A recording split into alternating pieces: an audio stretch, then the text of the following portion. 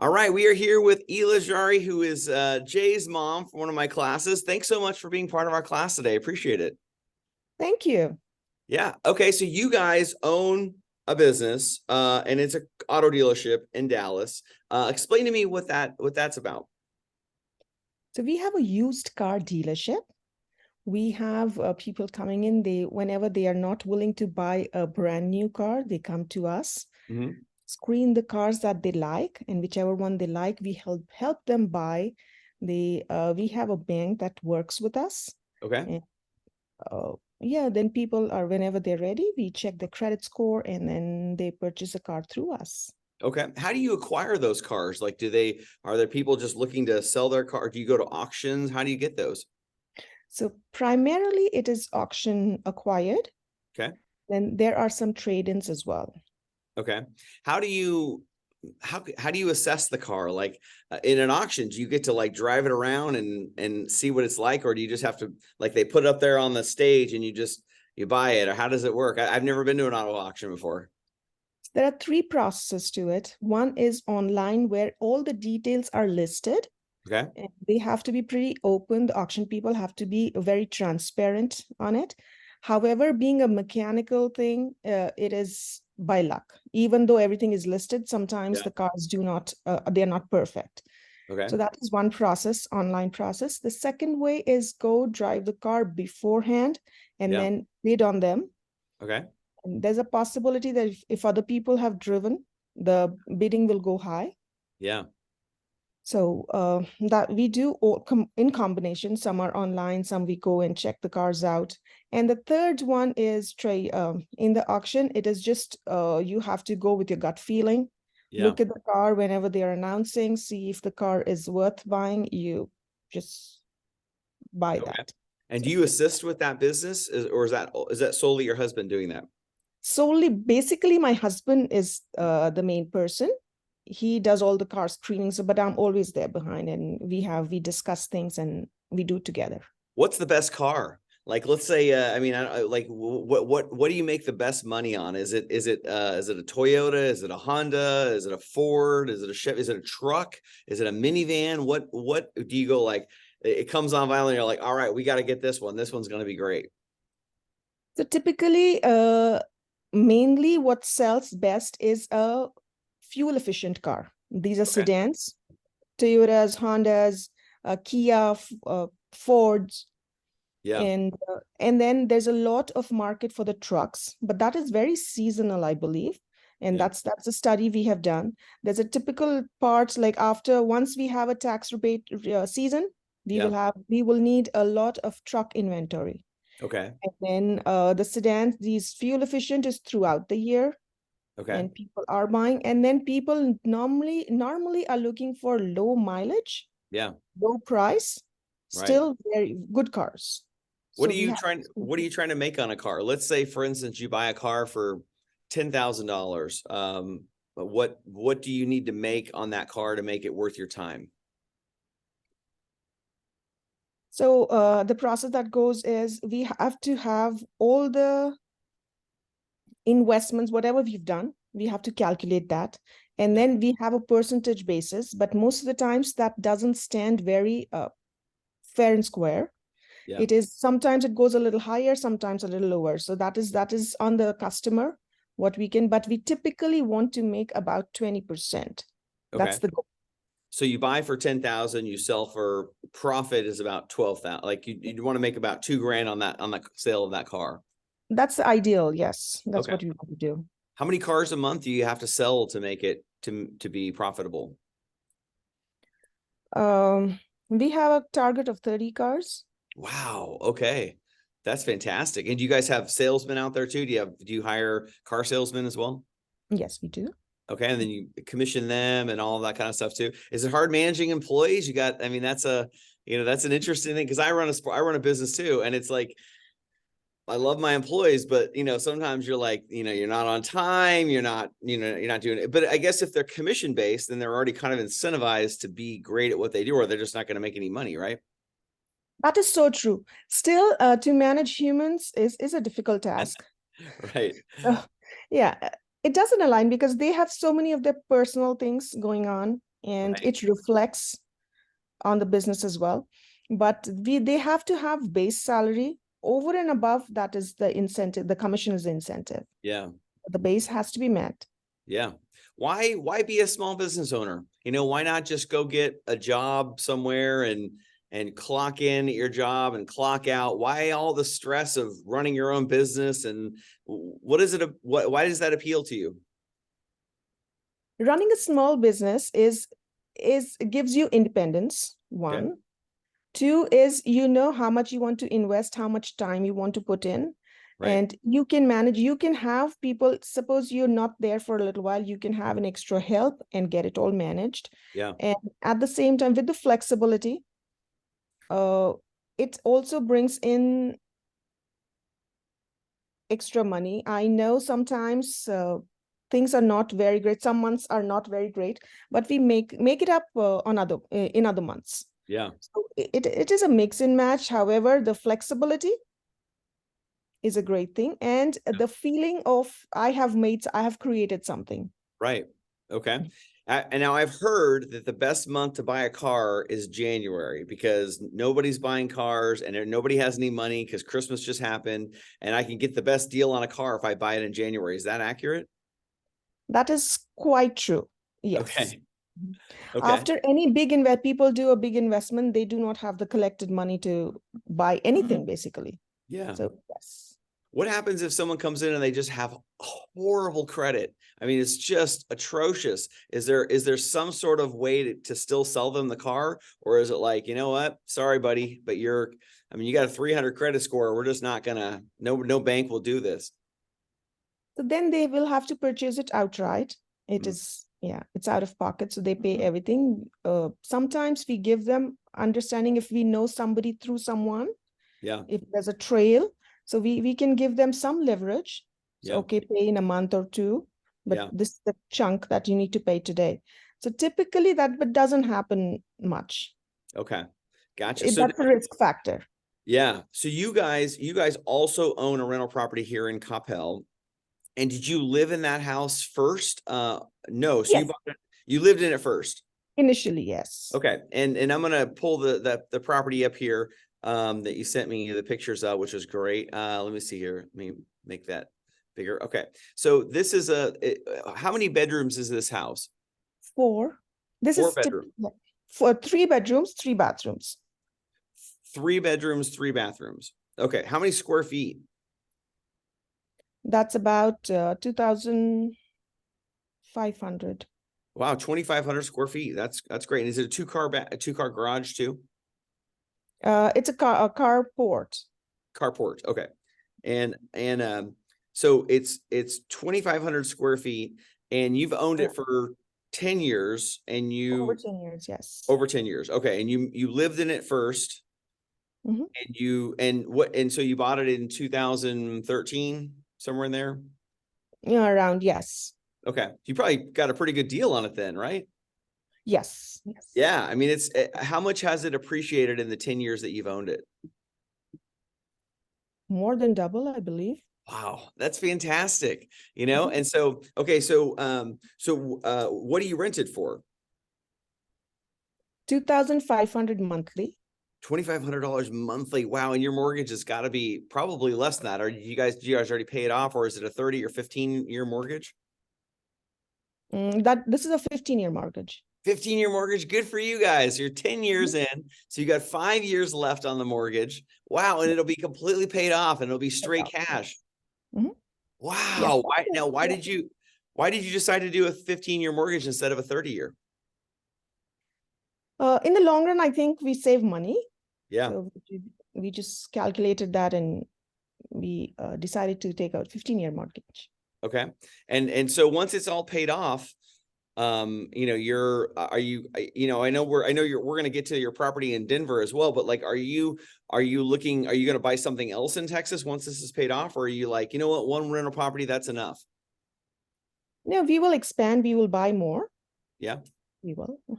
Okay. And what do you look for in a rental property? Like if you were right here in Dallas, Fort Worth, and you were trying to find another rental property, what is your parameters? What are you looking for? A certain number of bedrooms, certain communities? What are you looking for in that? So when people go for rental properties, it has to give them more than an apartment. Yeah, And that is what we look at. We don't go for 4 or 5 bedroom house, because then people who can afford that as rental properties, they can might as well go and buy. right. So we keep it to 2.5, 3 bedrooms typically. That's what we Yeah, look for. The property has to have, we get the checking done, the foundation and everything that's there. So right. we get things checked in. It should have enough space, uh, car garages, and what else do we look for? And this It has is to be a nice. I good mean, you're locality. okay. School district, we check for school district, that has to be good. Yeah, And it has to be centrally positioned, not very deep tucked into a suburb where people will not go. It has to be commutable from us. If we need to go and check properties, we normally go and take a drive there yeah. almost every, yeah. And If this it's property far, right here, this is great. I mean, you have granite countertops. I mean, you guys have really, did you do all this while you were living there? Or did you do this as an update for the rental? the upgrade was done before. We did it in parts. We didn't do all together, Okay. but we did the upgrades. I think it's been 6 to 7 years now.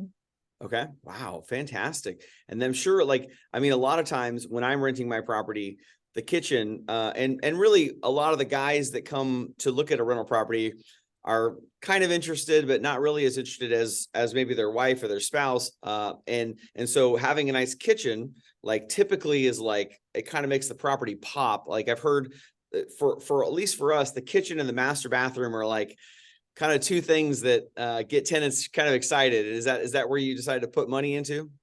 Yes, that's a show window of any property. Yeah. So these are the pieces that people typically. I look for a lot of space as well. So this particular property has been very well organized, and it has a lot of storage as well.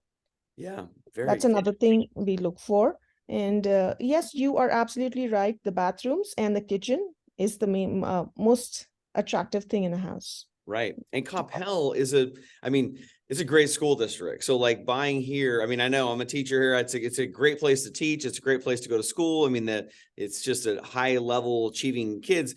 But it probably would be hard now to go buy another rental property in Coppell because the prices are just so high.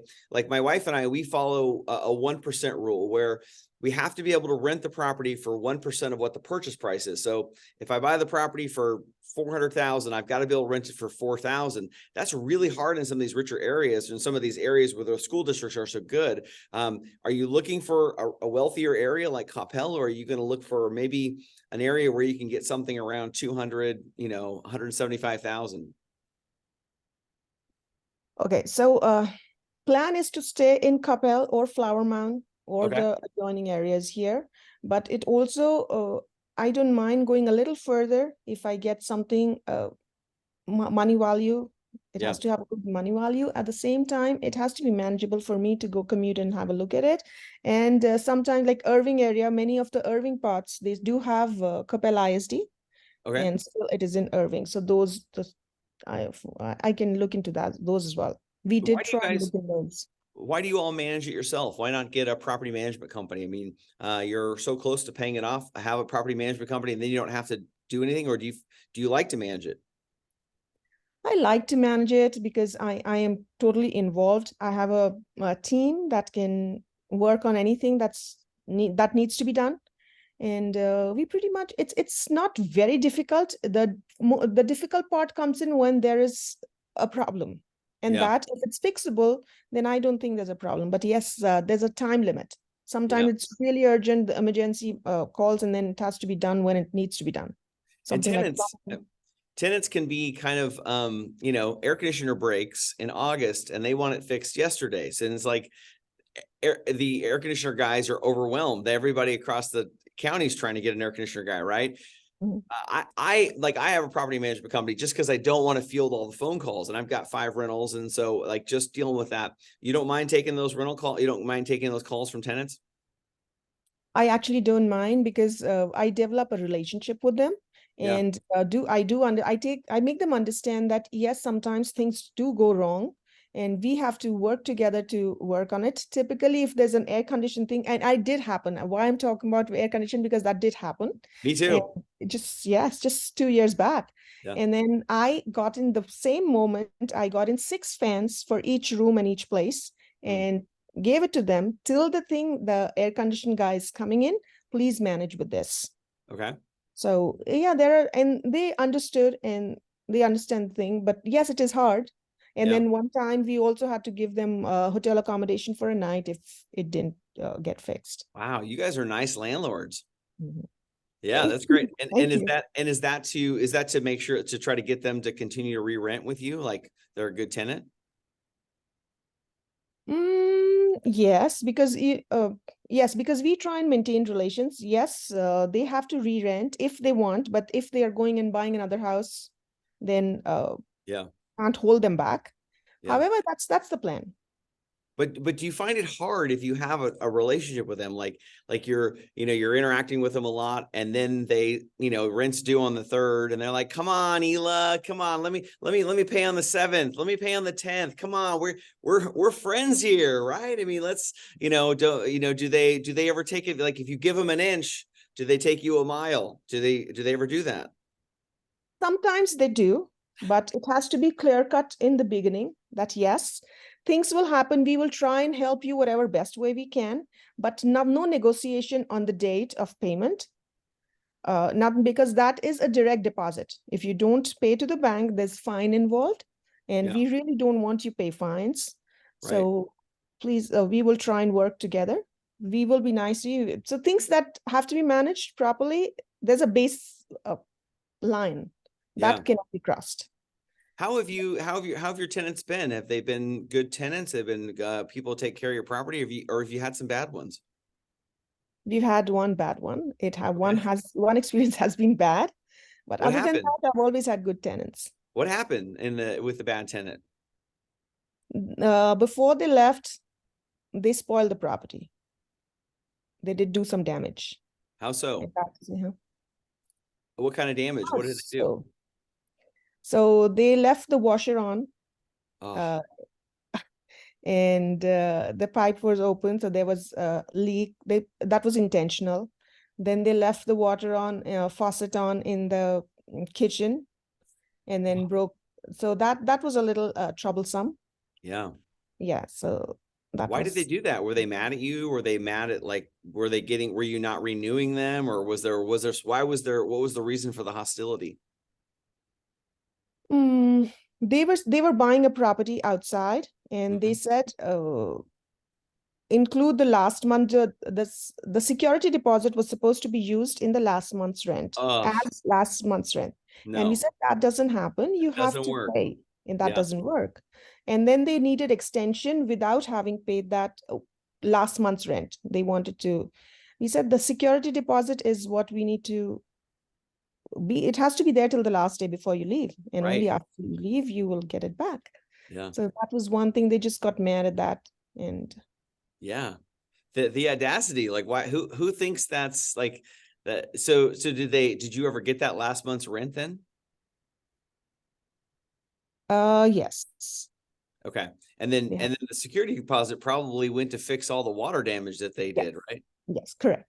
Okay. And so um that's got to be tough though. Did you have a relationship with them? Did you feel like prior to that, did they feel like things were going pretty well, or were they always kind of a pain in the neck? No, they were pretty good. They were Yeah. pretty good, but it just happened later. And they said they have a problem, but things that need to be done, they need to be done. We will Yeah. not be able to help them in that. Yeah.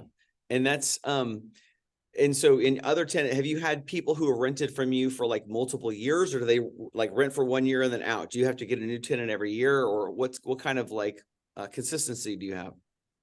So typically, we've had tenants. The longest one who stayed has stayed for 3 years, and other than that, we've had four more tenants for, yeah, including the four. Yes, that was Yeah. yearly. It's a Okay. yearly contract. That tenant that left that was such a bad situation, did it cause a lot of stress? Were you like, or you just like, this is what it is? And how did that, I mean, like I know when I've had bad tenants and I'm like, oh my goodness, it made me want to have a property management company because they are not nice. They are like, this is what it is, Total. and we don't care what you think. This is what you're going to do. And like with me, I'm always like, oh, I'd listen to a sob story, or I'd listen to this, or I listen to that. And the property management company is like, this is the law, and this is what happens. Did it cause stress to you? A lot of stress. Yeah. That one week's time was a lot of stress, yes. And we did consider uh, screening the tenants more. Before that, we were just easy, Yeah. but that gave us a parameter stricter to Right. be able to screen the tenants. And then we did consider getting into a property management company, Yeah. but then we realized that not everybody's like this. And Right. initially they were good. So Yeah. just when problem happens, yeah, Yeah. people Hmm. change. Well, and your property is, a 2,500 square foot property in Coppell. So it's highly desirable. Like, I mean, that's what people want, for $2,500. That's a really reasonable rent. My properties, I have a 322 in a kind of a tougher part of Keller where, it's 1,500 square feet and they're paying me 2,100 a month for rent. So like, you're a pretty reasonable price. So I would think like you would get a huge cast of people trying to apply because it is a highly desirable property as well. Now you're looking also at your daughter is getting her master's degree in Denver, correct? And she goes to the University of Colorado at Boulder, is that right? Okay. And you're looking to buy something there. In Denver, real estate next to Dallas Fort Worth real estate has been exploding. And then on top of that, Boulder is like a very desirable town. And then you've got Deion Sanders coming in and doing all of his primetime stuff. And he's creating all the hype for Colorado. I'm sure the admissions are going up at Colorado. So it seems like the prices might be elevated there. What are you looking for there for her to live in and for her to manage for you? So she's becoming a therapist, and Okay. we are looking for a place that will have typically 3 to 4 bedrooms, Okay. so that she can use one bedroom as uh, her living space. One has as a clinic or Okay. practice area, and she can rent out 2 rooms or one room with one bath to people, her friends, or whosoever wants it. Yeah. And So this, that's the plan. yeah. So Sorry, yeah. is this going to be an owner occupied? Like what kind of loan do you get for this? Are you going to have to get a rental property loan, which is going to require 25% down? Or are you going to get an owner occupied loan where you could maybe put 5-10% down? So 5%, 5 to 10%, that's what we're looking at. Okay. Owner-owned property, owner will be living there. Yeah. And that'll be from our daughter. Yeah. So she will own it and she'll be a first-time buyer, so she will get loans easily. Okay. That- So the loan is actually going to go through her then. It's going to be under her name. Mhm. Wow, that's great. Good for her. Good for you guys. I mean, that's wonderful. Like to get her going, owning a property where she could also operate a business and also rent out a room or two as well there, and all that. That's fantastic. So what is there like a certain style of house? I know you said 3 or 4 bedroom, but buying in Boulder is going to be expensive. Buying in downtown Denver is going to be expensive. So you're probably looking at somewhere in between. In between, yes. Is there communities there that are like, they're fairly affordable? Uh, they're not this Colorado, they have pockets. They Yeah. have pockets of desirable communities or suburbs. That's what we're looking at. So we did a little screening and we did go and visit few homes, Yeah. and we engaged a real estate agent, and we are not in a rush. It'll take us about 6 to 8 months to Mm, settle down and then see which one we like. But we are looking into places. We went and checked a suburb called Golden. That's a yeah. city itself, and Aurora. And again, we found pockets. We did see a few homes, Yeah. but nothing's clicked yet. Yeah. Wow, very So cool. So glad to hear that she is, wanting to get her own property and all that. I mean, that's fantastic. I mean, in my class, we talk a lot about, when you graduate from college and you have your job and you are making money, to stay out of debt, try to avoid, credit card and student loans, and don't go buy a big car at that time. Just keep driving your clunker car and buy your house when you're 22. Is that what you would recommend to Jay, or would you say, you know what? Wait till you're 30 before you buy a house? No, Jay is smarter that way. He actually has a plan in place, and he will tell. He has already looked at the car that he will be driving. He already knows which university he wants to go to. He'll be trying to apply end of the school year, Yeah. and he has a plan that by 21 he should have his own house and a normal car. So yes, he Yeah. does talk about that, and we encourage him doing that.